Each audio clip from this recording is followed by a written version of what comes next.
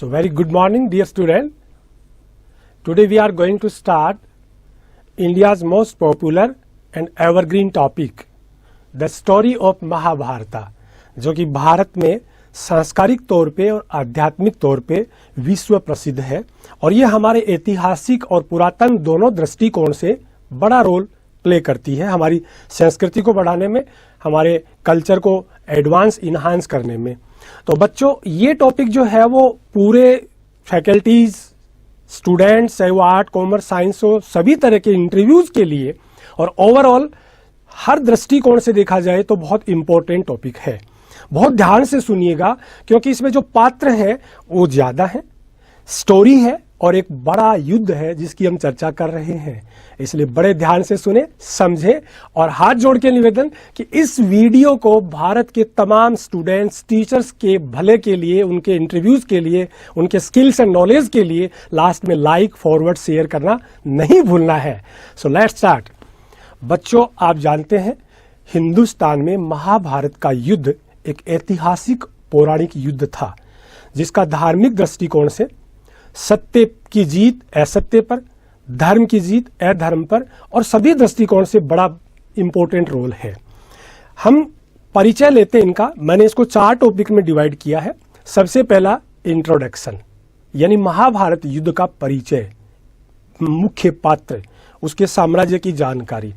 Then हम लोग पढ़ेंगे महाभारत के, चूंकि लीड रोल प्लेयर जो थे वो कौरव एंड पांडवा थे, तो उनमें कौरव एंड पांडवा उनके बारे में हम लोग समझेंगे और फिर उन दोनों कजन ब्रदर्स के बीच में किस तरह से साम्राज्य को लेकर के लड़ाई शुरू हुई जिसको नाम दिया गया महाभारत का युद्ध। तो उसकी थीम क्या है, the theme of the story, इस महाभारत युद्ध का सार, इंपॉर्टेंट कारण क्या था, वो हम बड़े मजेदार तरीके से समझेंगे, पढ़ेंगे और लास्ट में वो युद्ध जो आज भी हम सब भारतीयों के दिल में जिंदा है और सब हम उसको पढ़ते हैं। कोरोना काल में डीडी नेशनल पे, राष्ट्रीय चैनल्स पे, न्यूज़पेपर, टीवी सभी में वो छाया हुआ था। लगभग 3 महीने भारत की सरकार ने इसको बहुत प्रमुखता से हाईलाइट किया था और उम्मीद करता हूं हमने, आपने, सबने उसको देखा भी था।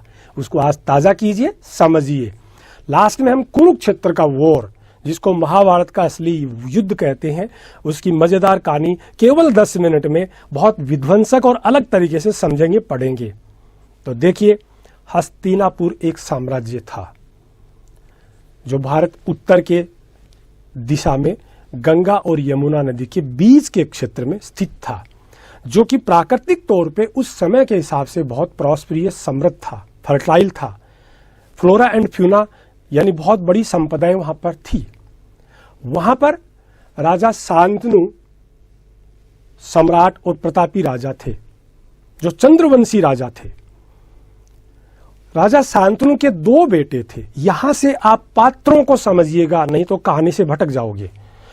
राजा शांतनु जो हस्तिनापुर के राजा थे, उनके 2 बेटे थे, भीष्मा और विचित्रवीर्या। बड़े बेटे भीष्मा थे, छोटे बेटे विचित्रवीर्या थे, लेकिन भीष्मा ने शासन करने से मना कर दिया, तो छोटे बेटे विचित्रवीर्या हस्तिनापुर के राजा बने after the death of king Shantanu. तो विचित्रवीर्या जो थे उनके भी फिर 2 बेटे थे, धृतराष्ट्र और पांडु। ध्यान से सुनिए, शांतनु राजा थे हस्तिनापुर के, उनके 2 बेटे थे भीष्मा और विचित्रवीर्या। छोटे बेटे विचित्रवीर्या राजा बने, उनके भी 2 बेटे थे, धृतराष्ट्र और पांडु। चूंकि धृतराष्ट्र जन्म से अंधे थे, इसलिए वो राजा बनने की योग्यता नहीं रखते थे, तो समझदार लोगों ने छोटे बेटे को फिर से, जो कि पांडु थे, नाम उनका पांडु था, उनको राजा बनाया हस्तिनापुर का। हस्तिनापुर के शानदार, बड़े तरीके से इज्जत और सम्मान से राजा बने पांडु। पांडु के भी 5 बेटे थे और धृतराष्ट्र के 100 बेटे थे। यहां से अपना टॉपिक बी स्टार्ट होता है, पार्ट बी स्टार्ट होता है महाभारत का, जिसमें कौरवाज जो थे वो धृतराष्ट्र के बेटे थे। धृतराष्ट्र की पत्नी थी गांधारी और जो पांडु राजा थे उनकी पत्नी थी कुंती। धृतराष्ट्र राजा इसलिए नहीं बने हस्तिनापुर के क्योंकि वो अंधे थे। तो छोटा जो बेटा था विचित्र वीर्य का पांडु वो राजा बना। लेकिन उसकी मृत्यु के बाद पांडवों में से सबसे बड़ा भाई कौन था? युधिष्ठिर, उसको राजा बनाया गया। क्योंकि सनातन युग में यह नियम था कि जो राजा बनता था उसका बड़ा बेटा ही उत्तराधिकारी यानी साम्राज्य बाद में उसकी मृत्यु के संभालता था। तो पांडु के बाद पांडवों का सबसे बड़ा बेटा जो था युधिष्ठिर, उसको राजा बनाया गया। यहां से पार्ट बी को अब समझिए, गहराई यहां से स्टार्ट होती है। महाभारत के युद्ध के बीज यहां से उगते हैं, यहां से प्रस्फुटित होते हैं। चूंकि कौरव 100 थे, धृतराष्ट्र बड़ा था, इसलिए कौरवों के बड़े भाई दुर्योधन ने मांग की अपने पिता से कि आप इनका, पांडवों का पिता ऑलरेडी शासन कर चुका है, कायदे से हमारा नियम है, अब राजा हमें बनना चाहिए, इसलिए हे पिताश्री, शासक का राजा मुझे अर्थात दुर्योधन को बनाया जाए। बट नियम ये था क्योंकि पांडु राजा था तो पांडवों का ही बड़ा बेटा राजा बनेगा। तो धृतराष्ट्र ने अपने 100 बेटों को दरकिनार करके धर्म की रक्षा करते हुए सही रास्ते पे चलते हुए कौरवों के सबसे बड़े भाई युधिष्ठिर को राजा नियुक्त कर दिया। और यहीं से 2 कजन्स कौरव और पांडवों के बीच विरोध के बीज उगने शुरू हो गए, लड़ाई, विध्वंस या मनमुटाव शुरू हो गए। ये हमारा 2 पार्ट था। इस बीच छोटी जानकारी अगर और दूं आपको, कौरव 100 भाई थे जो कि धृतराष्ट्र और गांधारी के बेटे थे। पांडव 5 भाई थे जो कि पांडु और कुंती के बेटे थे।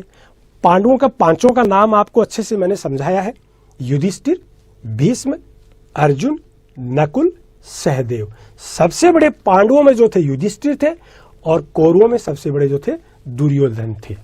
तो बच्चों यहां तक पांडवों में राजा बन गए और उनका अपने पिता से बेटों तक शासन चलता आ रहा है। तो एक तरफ 100 भाई हैं, उनका पिता भी बड़ा है पांडवों के पिता से, कायदे से उनका भी हक बनता था, लेकिन नियम होता है, बाप के बाद बेटा, बेटे के बाद उसका बड़ा बेटा राजा बनता है। तो पांडवों का शासन 2 पीढ़ी तक चलता आया। यहां कौरव नाराज हो गए और उनमें खिंच गई। उन्होंने षड्यंत्र रच के, विरोध करके, क्योंकि संख्या में ज्यादा थे, ताकत में भी ज्यादा थे, उन्होंने पांडवों को वहां से खदेड़ना, बाहर निकालना शुरू किया या उनके खिलाफ पॉइंट टू पॉइंट प्लान बनाना शुरू किया कि किस तरह से पांडवों को यहां से हस्तिनापुर से निकाला जाए और हस्तिनापुर का शासन जो है वो कौरवों के हाथ में आए। अब लड़ाई शुरू होती है। Point number C, theme of the story. Mahabharata के युद्ध की प्रमुख कहानी क्या है, बहुत गहराई से समझिए और सुनिए और याद भी रखिए और लोगों तक शेयर भी कीजिए, क्योंकि ये हिंदुस्तान का आज तक का सबसे बड़ा युद्ध है जिसके ऊपर महाभारत नामक वर्ल्ड्स लार्जेस्ट एपिक लिखा गया है, ग्रंथ लिखा गया है। और उसमें अर्जुन को जो कृष्ण भगवान ने उपदेश दिए थे युद्ध लड़ने के लिए, अगर वो उपदेश ना होते तो वो युद्ध ना होता, और अगर वो उपदेश ना होते तो श्रीमद् भागवत गीता नहीं होती, क्योंकि उन्हीं उपदेशों के बेस पे गीता रची गई, लिखी गई, जो कि हमारे देश के हिंदू धर्म के सबसे बड़े ग्रंथ में से आते हैं। इसलिए जरूरी है कि हम उनका टॉप टू हील पूरा ज्ञान रखें, समझें, जानें। तो बच्चों सी पॉइंट शुरू करता हूं। यहां और भी पानी पी करके ध्यान से आप लोग बैठिएगा, समझिएगा और लिखिएगा भी। थीम ऑफ द स्टोरी, यहां आपने पढ़ा कौरव और पांडवों के बीच में युद्ध शुरू होने का कारण क्या था और अब युद्ध किस तरह से होता है, ये युद्ध देखिए। स्टार्टेड एनिमिटी, दोनों कजन्स कौरव और पांडवों में दुश्मनी शुरू होती है साम्राज्य को लेकर। हस्तिनापुर उनकी मेन जड़ था। तो अब वो जब पांडवों को मिल गया, कौरवों को नहीं मिला, तो यहां दोनों कजन्स दुश्मन बन गए और एक महाभारत के ऐतिहासिक युद्ध की नींव उग आई। तो बच्चों दोनों में दुश्मनी तय थी, तलवारें खींच गई थी, कजन्स दोनों अगेंस्ट थे। अब जब कौरवों ने मजबूर करके पांडवों को हस्तिनापुर से खदेड़ दिया, निकाल दिया, तो पांडवों ने बड़ी समझदारी से काम लिया। बजाय कौरवों से उस परिस्थिति में लड़ने के वो चुपचाप वहां से निकल गए, समय का इंतजार किया। और वो लोग कहां पहुंचे, अपने निकटतम और पड़ोसी दूसरे ताकतवर कंटेम्परेरी पावरफुल साम्राज्य पांचाल पहुंचे, जहां के राजा द्रुपद, द्रौपदी के पिता, हस्तिनापुर के समानांतर राज्य के राजा थे। वहां दिनमान देखिए, संयोग देखिए, द्रौपदी का स्वयंवर रचा जा रहा था। राजा द्रुपद बड़े बड़े आसपास के महान राजाओं को आमंत्रित कर चुका था। द्रौपदी की शादी करनी थी। पहले के विवाह राजा महाराजा बड़े बड़े घरानों में स्वयंवर से होते थे। पांडु वहीं पहुंचे। पांडवों में आप सब जानते हैं कि अर्जुन जो था वो बहुत इनक्रेडिबल एक्सीलेंट धनुर्धारी था, निशानेबाज था, जो उड़ती चिड़िया की आंख में तीर मार सकता था, जो बहते पानी की छाया में देख के आसमान से पक्षी को मार गिरा देता था। स्वयंवर भी लकीली उसकी क्वालिफिकेशन के अकॉर्डिंग था। राजा द्रुपद ने अपनी पुत्री का विवाह करने के लिए यह शर्त रखी कि कड़ाही में भरे हुए पानी की छाया में देख के ऊपर घूमती हुई मछली की आंख में निशाना मारना है। अर्जुन के लिए बाएं हाथ का खेल था। उन्होंने वो निशाना लगाया, वो स्वयंवर जीता और पांडवों ने द्रौपदी से विवाह किया। और यह विवाह महाभारत के युद्ध में टर्निंग पॉइंट था, क्योंकि पांडवों का पांचाल साम्राज्य से द्रुपद राजा से वैवाहिक रिश्ता बनने के बाद वो भी उतने ही सुदृढ़ हो गए जितने हस्तिनापुर में कौरव थे।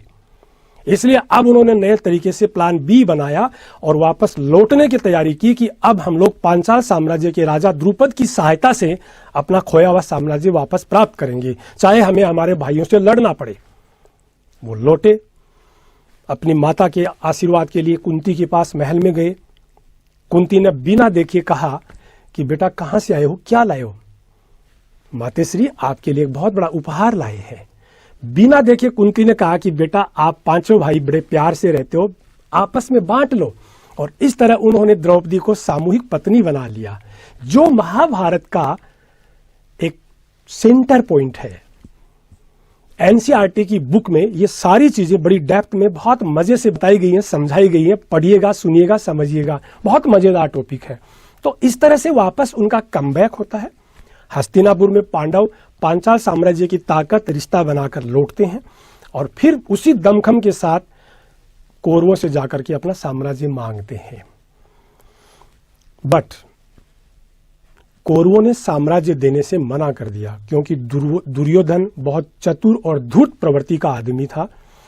उन्होंने मना किया, लेकिन यह जरूर कहा कि आप एक बंजर क्षेत्र पड़ा हुआ है उसमें जाकर के अपना घर कुटिया बनाएं, वहां रहें, हमें कोई ऐतराज नहीं है। पांडव समझदार थे, फिर उन्होंने लड़ाई को टाला और उन्होंने उस बंजर क्षेत्र में जाकर के मेहनत की, कई साल रहे, खेती की, काम किया, गाय बांधी, नौकरी की, किसी का कुछ किया, किसी का कुछ किया, और इंद्रप्रस्थ नामक एक शानदार खूबसूरत नगर जो हस्तिनापुर से भी सुंदर डेवलप था, उसको खड़ा किया। बिल्कुल शानदार डेवलपमेंट करके उसको खुशहाल बनाया। इससे कौरव जलने लगे और उनको मारने का प्लान बनाया। अनेक षड्यंत्र रचे गए। अगर उनकी बात करें तो महाभारत की स्टोरी घंटों में क्या दिनों में पूरी ना हो, मैं बहुत शॉर्ट में इसको लेके चलूंगा। अब जब कौरवों को लगा कि अब ये पांडव हमारे इस तरीके से लपेटे में नहीं आने वाले, हमें उनको मारना पड़ेगा, तो उन्होंने कई षड्यंत्र रचे, लेकिन पांडव नहीं मरे और बचते गए। इस बीच उन्होंने एक षड्यंत्र रचा, क्योंकि राजनीति दुष्ट पुरुषों का अंतिम आश्रय स्थल होती है। ये राजनीति ही थी हस्तिनापुर का साम्राज्य प्राप्त करने की। तो सबसे बड़े कुटिल और धूर्त दुर्योधन ने पांडवों को हराने के लिए एक गेम खेला मामा शकुनी की मदद से। चूंकि बच्चों, पांडवों में सबसे बड़ा जो भाई था युधिष्ठिर, उसको डाइस यानी जुआ खेलने की लत थी। तो उन्होंने चतुराई से उसको आमंत्रित किया कि भ्राताश्री आइए ना, खेलते हैं। वो चले गए, जुआ खेला। जुए में साम्राज्य, संपदा, भाइयों को, द्रौपदी तक को, सब कुछ हार गया। और उसके परिणाम स्वरूप द्रौपदी को कौरवों ने रखा और पांडवों को 13 साल का वनवास दिया। द्रौपदी चीरहरण जो हुआ था वो उसी का परिणाम है, वरना कौरव द्रौपदी का चीरहरण क्यों करते हैं? कोई लीगल पॉइंट अथॉरिटी उनके पास थी नहीं, केवल ये थी कि उनका सबसे बड़ा भाई युधिष्ठिर जुए में द्रौपदी को कौरवों से हार गया और इसीलिए दुशासन ने भरी सभा में द्रौपदी का चीरहरण किया, जिसको पांडवों के रिश्तेदार मित्र कृष्ण अर्जुन ने आकर के भरी सभा में उनकी लाज रख के बचाया था। तो बच्चों, 13 साल का वनवास हो गया, चले गए बाहर, सब कुछ जुए में हार करके फिर वापस आए। यहां शुरू होता है वॉर। वापस आए तो उन्होंने फिर मांग की, ये अभी तक थीम ऑफ द स्टोरी ही चल रहा है, क्योंकि centre point of the story, क्योंकि बड़ी कहानी है उसमें थोड़ा टाइम लगता है समझने में। मेन चीज वो है शुरू का पॉइंट, और ये थीम अगर आपको समझ में आ गया तो महाभारत जीवन में आपके कलेजे से नहीं हटेगी। अब जब वो सारा का सारा खो गए तो उनको वनवास हुआ, 13 साल वो बाहर गए, सब कुछ खोने के बाद में वापस आए और कौरवों से अपने हक की मांग की। इस बार कौरवों ने साफ मना कर दिया कि तुम्हें कुछ नहीं मिलेगा, तुम्हें मारेंगे और मारेंगे। हस्तिनापुर हमारा था, है और रहेगा। अब पांडव चुप नहीं थे, अपने गुरुओं से सबसे राय ली। भगवान कृष्ण को दूत बना के दुर्योधन के पास भेजा समझाने, लेकिन दुर्योधन नहीं माने, तो युद्ध तय था। तो पार्ट डी और अंतिम पॉइंट महाभारत के युद्ध की कहानी का शुरू करते हैं। कुरुक्षेत्र वॉर, महाभारत के युद्ध को कुरुक्षेत्र में लड़ा गया था, इसलिए कुरुक्षेत्र वॉर भी कहते हैं, जो कि 18 दिन चला था कौरवों और पांडवों के बीच में। तो बच्चों इस अंत को भी अच्छे से समझना है हमें। किससे? उसका मेन रोल था अर्जुन। अर्जुन के कौरवों में रिश्तेदार उनके गुरु थे द्रोणाचार्य, इसलिए अर्जुन ने युद्ध लड़ने से कौरवों के खिलाफ मना कर दिया और कहा कि द्रोणाचार्य मेरे गुरु हैं, मैं उनके खिलाफ युद्ध नहीं लड़ सकता। सतयुग में गुरु चेला माँ बाप बड़े रिश्ते का छोटा रिश्ते वाला हमेशा सम्मान करता था, इसीलिए वो सतयुग था। लेकिन भगवान कृष्ण ने उनको समझाया कि हे अर्जुन, ये अधर्म के खिलाफ धर्म की लड़ाई है, ये असत्य कपट छल के खिलाफ सत्य और न्याय की लड़ाई है। इसमें तुम्हें आना ही पड़ेगा, नहीं तो धरती के ऊपर हमेशा के लिए प्रलय होगी और अधर्म राज करेगा। हम गलत नहीं कर रहे हैं। हे अर्जुन, तुम अपने कर्म को निभाओ और ये कर्म पूरे समाज और दुनिया और मानवता के लिए एक निर्णायक जंग होगा, इसलिए तुम्हें पीछे नहीं हटना है। गुरु गलत हो सकता है, लेकिन जिस इरादे से तुम लड़ रहे हो वो इरादा कतई गलत नहीं है। इसलिए हे भाई, युद्ध में उतरो और न्याय के लिए लड़ो, अपने साम्राज्य के लिए लड़ो। अर्जुन ने वो सारी चीज मानी और जो ये उपदेश दिए मैंने बताया आपको, उन्हीं उपदेशों के आधार पे श्रीमद् भागवत गीता लिखी गई। और ये जो युद्ध लड़ा गया उस पे महर्षि वेदव्यास ने महाभारत नामक बुक लिखी थी, जो दुनिया का सबसे बड़ा धार्मिक ग्रंथ माना जाता है। तो बच्चों अंत में आपको समझा दूं, ये 18 दिन कुरुक्षेत्र में युद्ध लड़ा था, जिसका डे बाय डे अगर हम चर्चा करें तो बड़ा मजेदार है, सुनते सुनते मन नहीं भरता। लेकिन अंत में धर्म की जीत होती है, सत्य की जीत होती है, इसीलिए हम महाभारत को पढ़ रहे हैं।